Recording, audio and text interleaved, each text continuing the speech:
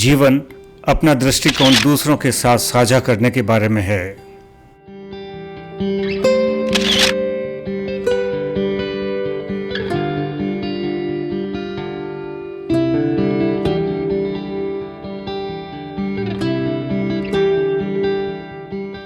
Hello दोस्तों, आज मेरे साथ चेतन भगत हैं।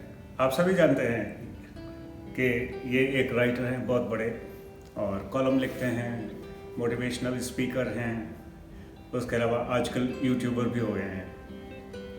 पहली मुलाकात मेरे ख्याल से 2001 में हुई थी इनसे एंड तब से अच्छी तरह जानता हूँ।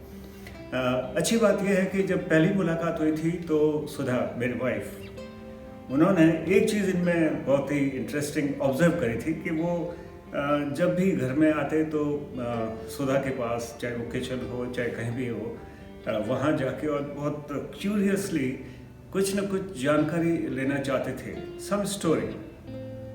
हमें नहीं पता था कि वर्षों बाद ये बहुत बड़े राइटर बनने वाले। तो मैं आज बहुत खुश हूँ कि आप मेरे साथ हैं और हम कुछ अपने विचार शेयर करेंगे। सबसे पहले जब मैंने इनके बारे में जाना कि ये यूट्यूबर बन गए हैं तो I was bit curious because इतने टैलेंटेड आदमी और फिर यूट्यूब पे कैसे आए। तो चेतन, आप ने कैसे शुरू किया यूट्यूब का सफ़र? पहली बात तो थैंक यू, आपने मुझे अपने चैनल पे बुलाया और इतने अच्छे से मुझे इंट्रोड्यूस किया। और सही बात है, मेरे को भी विश्वास नहीं हो रहा कि हम इतने टाइम से एक दूसरे को जानते हैं। 2001 एक ऑलमोस्ट डिफरेंट सदी है और आपके पुत्र के साथ मैंने पढ़ाई किया, तो वहाँ से हमारी मुलाकात हुई और तब से रही है। और यूट्यूब भी आपने भी चालू किया कोविड में, मैंने भी चालू किया कोविड में, तो वो भी एक कॉमन चीज़ है। तो इट्स नाइस। नॉर्मली मैं इंटरव्यू ले रहा होता हूँ मेरा हो रहा है, तो मेरे को पे प्रेशर नहीं है, मेरे पे आप पे है अभी करना, रिकॉर्ड करना, लगाना, हम तो बैठे हैं। Okay, so basically, you know, when you started your YouTube channel, आपने क्या टारगेट किया कि भाई मेरा this is what I want to convey to the people? देखिए जी, जब मैं राइटर बना तो कई लोग मुझे एज अ मोटिवेशनल स्पीकर भी बुलाने लगे, क्योंकि शायद मेरा नाम हुआ इंडिया में और लोगों को लगा कि ये एक ऐसा राइटर है जो एक एजुकेशनल बैकग्राउंड से आया है, जो IIT से है, IIM से है, एंड कहीं ना कहीं मेरी कहानियों में उन्हें एक मिडिल क्लास इंडिया की झलक दिखी। तो मेरे को बुला के लोग काफ़ी गाइडेंस देते थे, करियर गाइडेंस, लाइफ में कैसे डिसिप्लिन रहना है, मोटिवेटेड रहना है। तो मैंने ये एज अ स्पीकर काम चालू किया। Absolutely.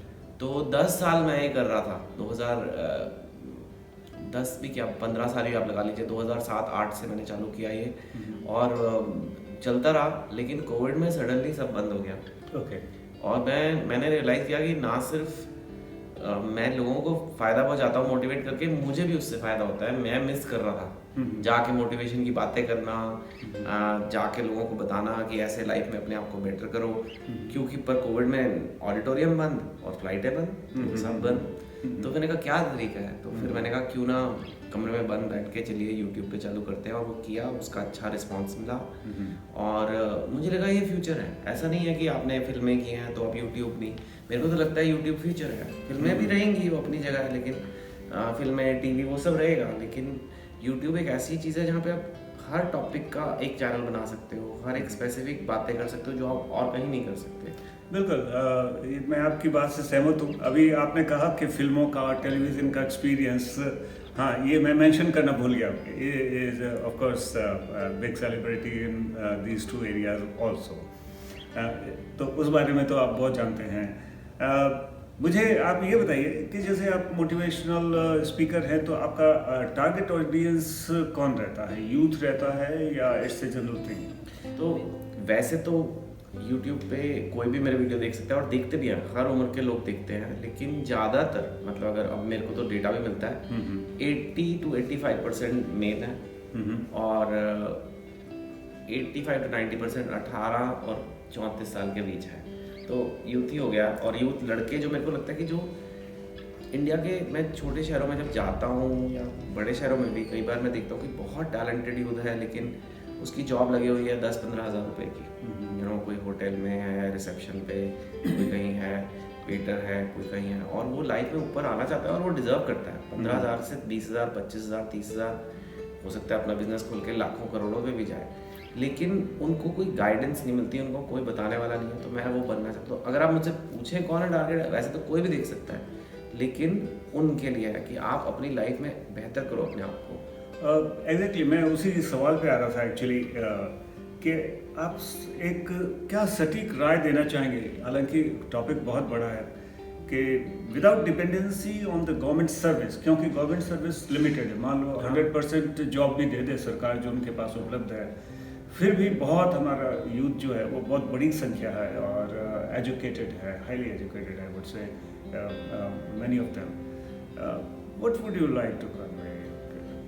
देखिए, सरकार तो नौकरियां सबको दे नहीं सकती, क्योंकि सरकार को तो पैसे कहाँ से मिलते हैं? सरकार को वो लोग प्राइवेट सेक्टर वाले ही पैसे देते हैं ना। जो प्राइवेट इनकम है, वो प्राइवेट सेक्टर की इनकम है, चाहे वो इनकम टैक्स हो, चाहे कंपनीज का टैक्स हो, वही सरकार कलेक्ट करती है, वही फिर उसी से सरकार चलती है, उसी से सरकारी नौकरियां चलती हैं।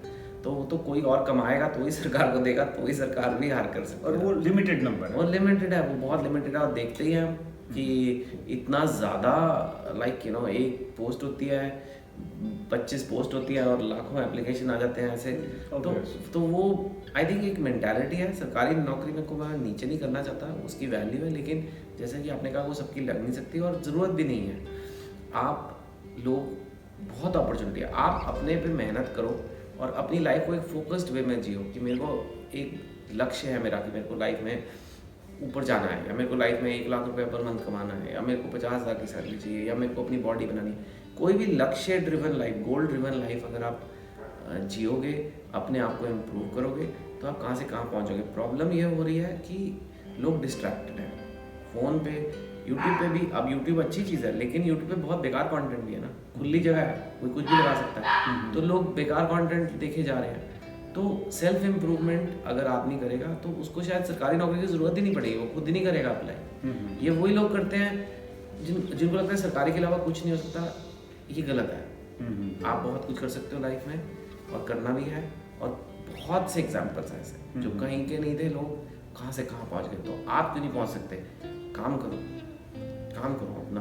आजकल मैंने देखा है कि YouTube में मैं देख रहा था कि किन के व्यूज़ ज़्यादा हैं, तो उसमें जो भी ऐसा कंटेंट बनाते हैं कि YouTube में कट पेस्ट करो लाखों कमाओ, YouTube पे शॉर्ट बना दो 15 सेकंड का बना दो, 20 सेकंड का बना दो, लाखों कमाओ। तो जहाँ जहाँ पे भी कुछ इस तरह की चीज़ें, मैं उनको उसको मोटिवेशन नहीं कहूँगा, बिकॉज मैंने देखा है कि उनके कंटेंट इतने पावरफुल नहीं होते कि यूथ वाकई मोटिवेट होके और लाखों करोड़ों कमा ले। भ्रमित करने वाले होते हैं, लेकिन YouTube चलता है उनका, खूब लाखों वो कमाते हैं, वो खुद कमाते हैं लोगों का बेवकूफ़ बना के। तो वो तो मेरा बिल्कुल इंटेंशन नहीं है, ना ही मैंने कभी ऐसा वीडियो बनाया है। या definitely that can not be your. और सीधी सी बात यह है कि बेनीवाल जी, मेरी तो दुकान कोई और है ना, मेरी तो बुक्स हैं और भी चीज़ें, और मैंने लाइफ में बहुत कुछ कर भी लिया। तो हर चीज़ पैसा नहीं होती। मेरे को लगता है कि एक ज़रिया है लोगों को पहुंचने का, और लोगों को ध्यान रखना चाहिए जो आपने कहा कि ऐसे चीज़ें मत देखो कि जो आपको भ्रमित कर रही हैं, जो आपको बेवकूफ़ बना रहे हैं। आप कमा सकते हो सर लाखों, आप करोड़ों भी कमा सकते हो, लेकिन ऐसे चकाचक नहीं होगा। मुझे भी आज जो चेतन भगत का आप नाम सुन रहे हो, मेरी पहली किताब 2004 में आई थी, मैंने शायद 2001 में करीब लिखनी शुरू करी होगी। तो ये जो मेरा फास्ट पेस्ड ओवरनाइट सक्सेस है, इसमें मेरी 21 साल की मेहनत है। तो आप मेहनत करोगे तो एक दिन आप पहुंच जाओगे वहाँ, पर ये जल्दबाजी में मत करो। ये तो वो तो मतलब एक तरह से जुआ खेलने वाली बात है, लॉटरी टिकट लेने वाली बात है। ऐसे हो सकता है कोई लाखों में एक आदमी ने किया भी हो, पर आप वो नहीं होगे। लेकिन आपका मैसेज ये है कि लोगों को इस तरह के जो मोटिवेशन देते हैं कि तुरंत आप एकदम से कुछ ना कुछ स्टार बन जाओगे, उससे भ्रमित ना हो। नहीं, और फोकस करें अपने लक्ष्य पे और मेहनत करें। मेरे को लगता है कि एंड पेशेंस रखें, थोड़ा पेशेंस, हार्ड वर्क, डिसिप्लिन बड़ी पुरानी चीज़ें हैं, लेकिन ये कभी ओल्ड फैशन नहीं होंगी। राइट। और आप देखो, वही इंडिया का यूथ है जो कारगिल पे खड़ा है, आर्मी में है, रात को बर्फ में खड़ा हुआ है, इतनी भारी भारी गन्स उठा के ड्यूटी कर रहा है अपनी। 5 बजे सुबह उठता है, रात को लेट सोता है, डिसिप्लिन लाइफ, फिटनेस रखता है, ये वो वही यूथ कहीं इंडिया के कोई शहर में, इलाहाबाद, लखनऊ, कोई भी कोने में बैठ के रात भर इंस्टाग्राम पे रील्स देख रहा है, ठीक है, कुछ नहीं कर रहा है, पोर्नोग्राफी देख रहा है, वीडियो गेम्स खेल रहा है, कुछ नहीं कर रहा लाइफ में, वही होता है। क्या फ़र्क है, क्या फ़र्क है? दोनों का इंडियन लड़के हैं, बिल्कुल, वहाँ डिसिप्लिन है, फौज डिसिप्लिन करा देती है, फौज डिसिप्लिन करा के आपको बर्फों में भी खड़ा कर सकते हैं, आप नहीं करोगे क्योंकि आप में सेल्फ डिसिप्लिन नहीं है। सब जगह तो आर्मी नहीं आ सकती ना, तो अगर आप सेल्फ डिसिप्लिन लगा लाइफ जीने लग जाओ, आप खुद सोचो आप कुछ सालों में कहाँ से कहाँ पहुँच जाओगे। पर लुक्खाबंदी करोगे, फटीचरपन करोगे, मतलब टू बी वेरी फ्रैंक, कमज़ोर हो जाओगे आप। कमज़ोर हो रही है जनरेशन। मुझे नहीं अच्छा लगता कि इंडियन लड़के अपना टाइम वेस्ट करे जा रहे हैं, लड़कियों की फोटो लाइक कर रहे हैं इंस्टाग्राम पे, क्या बकवास है ये। आपकी पहली बात तो इफ़ यू डोंट माइंड, आपकी एज कितनी है?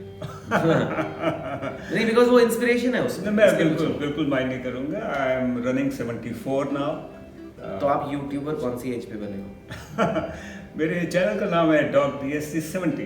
तो बेसिकली जब 70 ईयर का मैं हो गया और मैं US गया, और सभी रिस्पॉन्सिबिलिटीज़ मेरी जो चाहे जॉब की हो, चाहे मेरे सोशल लाइफ की हो, social life in the sense के लायंस क्लब का गवर्नर था मैं, तो वो रिस्पॉन्सिबिलिटी भी मेरी ख़त्म हो गई। तो देन आई डिसाइडेड कि मैं क्या करूं। I watched few of travel videos मैंने देखे, तो मुझे लगा कि चलो मैं ये करता हूं। और वहाँ पे US में एक्चुअली सेल्फी स्टिक लेके और कुछ मैंने करने की कोशिश करी, तो मेरे मन में जो पहला विचार आया कि यार आई एम 70 एंड करना चाहिए या नहीं करना चाहिए। देन मैंने कहा यार अमिताभ बच्चन कर सकते हैं इस उम्र में, तो मैं तो उनसे छोटा हूँ, so let me begin. And फिर मैंने करा तो मुझे लगा कि ठीक ठाक ही है, ठीक ठाक बोल देते हैं, बिकॉज मेडिकल कॉलेज में प्रोफेसरी करते करते बोलने का एक्सपीरियंस तो काफ़ी था ही, और जो भी उसके इंट्रिकेसीज होते हैं स्पीच के वो तो पता थे, तो इसलिए फिर आई स्टार्टेड।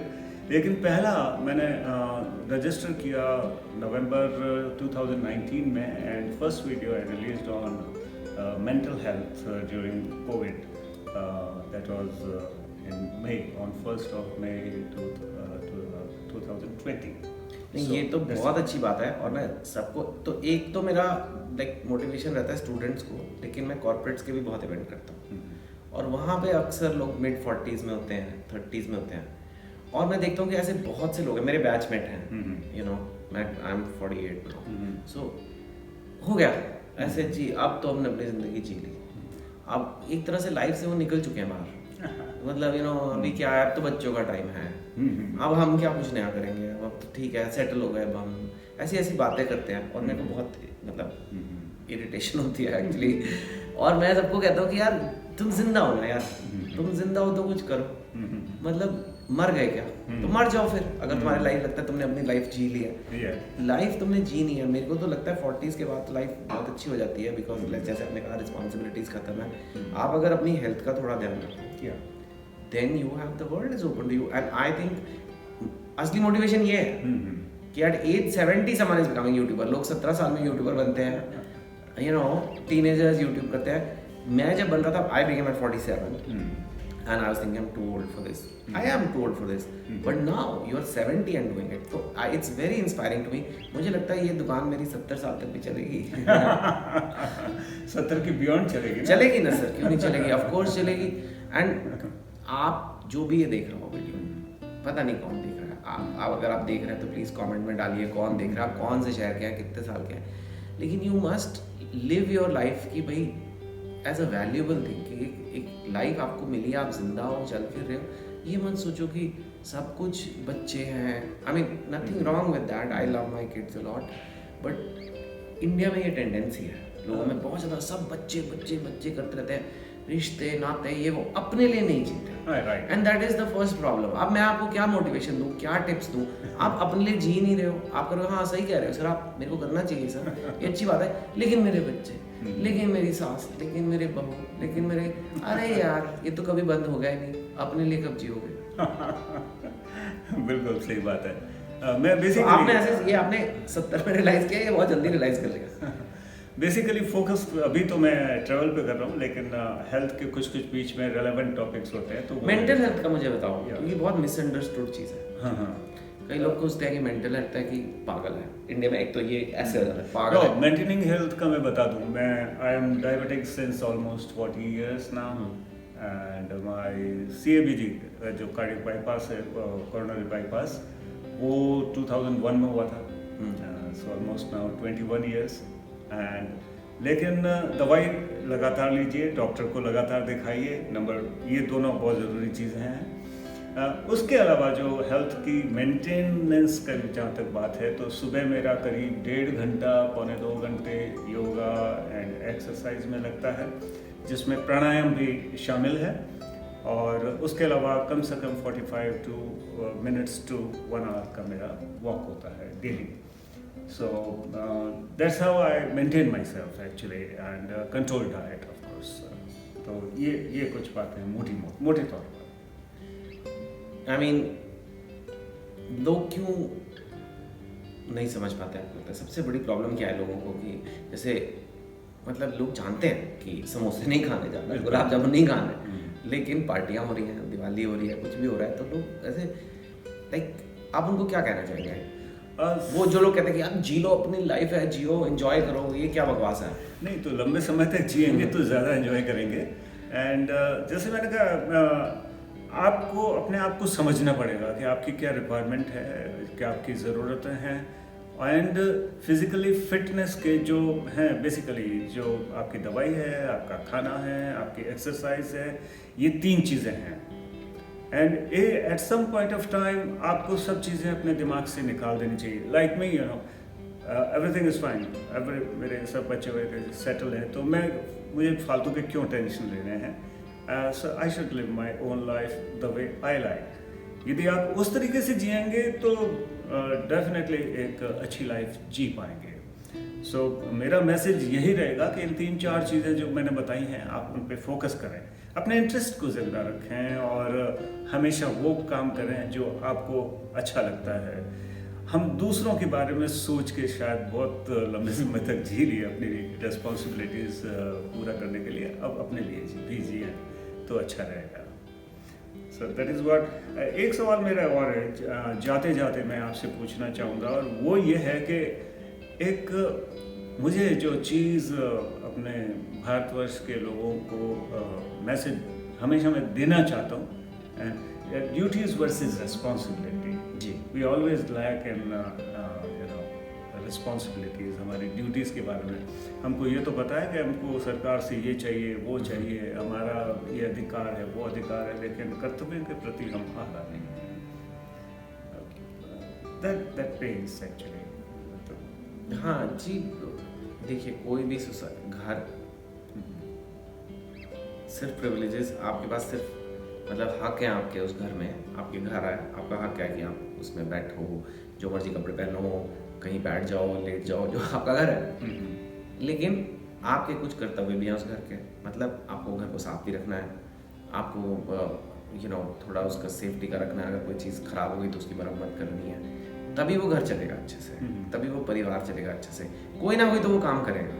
ठीक है, अब चाहे वो घर हो, चाहे एक सोसाइटी की बिल्डिंग हो, चाहे एक देश हो, वो उसी मॉडल पे चलेगा। सब अपना सोचे कि भाई कोई और करेगा, कोई और सफाई करेगा। मेरा काम है पान खा के थूकना, कोई और करेगा, होगी ना कोई म्यूनिसिपैलिटी वाला कोई होगा, उसका काम है मिटाए। तो ये अच्छा नहीं चलेगा देश, कि जिस तरीके से अगर आप घर में, तो जब मेरा काम है गंद मचाना, कोई और करेगा साफ, आप नहीं करोगे ना काम, आप थोड़ा ध्यान रखते हो अपने घर में, तो देश भी तो आपका है। कोई और क्या गोरे आके साफ करेंगे क्या हमारा देश, या गोरे आके हमें समझाएंगे? बिल्कुल। ये this I think rights come with responsibility, I 100% agree. लेकिन हम लोग ड्यूअल, हमारा दोहरा नेचर हो जाता है। जैसे अभी हम लोग सिंगापुर में हैं, जैसे ही आप दिल्ली एयरपोर्ट से उतरते हैं, आपका कैरेक्टर बदल जाता है इन सब चीज़ों के लिए, और जब यहाँ आते हैं तो शायद लॉ के एनफोर्समेंट में कमी है कि हम उस लॉ से डरते हैं। पर लॉ के इन्फ्लुएंस पे नहीं होना चाहिए ना, अच्छा बिहेवियर, Exactly। लॉ हो ना हो, आपको गन में अगर आपको लॉ है कि मचा सकते हो गन, तो इसका मतलब मचा दो। Yeah, you should मतलब feel कहीं ना कहीं responsible. आपके अंदर से आना चाहिए ना कि You should feel responsible कि मेरा towards घर your है यार। nation. हाँ, आपके घर में आप गन मचा दोगे, कोई आपको अरेस्ट नहीं करेगा, कोई फाइन नहीं लगाएगा, मचा दो गन। Right. पर नहीं मचाते, क्यों? क्योंकि सेंस ऑफ रिस्पॉन्सिबिलिटी है। तो अगर आप अपने देश को अपने घर की तरह मानोगे, तो फिर अपने आप वैसे, I am just talking of cleanliness, ऐसे कई चीजें हैं, यू नो, हॉर्न बजाते रहना, लोग बजाते रहते हैं इंडिया में, अगर आप बाहर जाओ तो नहीं सुनाई देता। Right. जब पता है सब लोग घर जल्दी जाना चाहते हैं, कोई भी गाड़ी में बैठ के सड़क पे तो नहीं बैठता, पर फिर भी पीछे हॉर्न मत बजाओ यार। अपने देश में नॉइज पोल्यूशन कर रहे हो और कुछ नहीं कर रहे। एक डिपार्टिंग कमेंट। मैं आपसे बहुत इंस्पायर्ड हूँ, आपने बहुत ही एक एग्जाम्पल दिया। अब आपका एग्जाम्पल मैं आपको पता नहीं कितनी जगह जाकर देने वाला हूँ। किसी ने मेरे को बोला ना आई एम 60, अब मैं क्या करूँ, अब मैं थक गया, लाइफ में ही हो गया होगा। मैं कहूँगा चलो उठो, 1.5 घंटा योगा करो और यूट्यूब चैनल चलाओ। आपसे 10-15 साल बड़ा आदमी ये कर रहा है। अब मेरे करीब 102 तो वीडियो हैं और शॉर्ट्स अभी कम है, मेरे ख्याल से 13-14 शॉर्ट्स हैं अभी। आपको जो आपका नेचुरल स्टाइल है मेरे ख्याल से वो बनाना चाहिए। मेरे भी शॉर्ट्स कम हैं, but it's okay, you know, अपना अपना स्टाइल है। शॉर्ट्स वाले अलग लोग हैं, लॉन्ग फॉर्म वाले अलग हैं, मीडियम वाले अलग हैं, ठीक है। Okay Chetan, thank you sir. मैं आपके साथ एक सेल्फी लेना चाहूँगा। या श्योर, थैंक यू।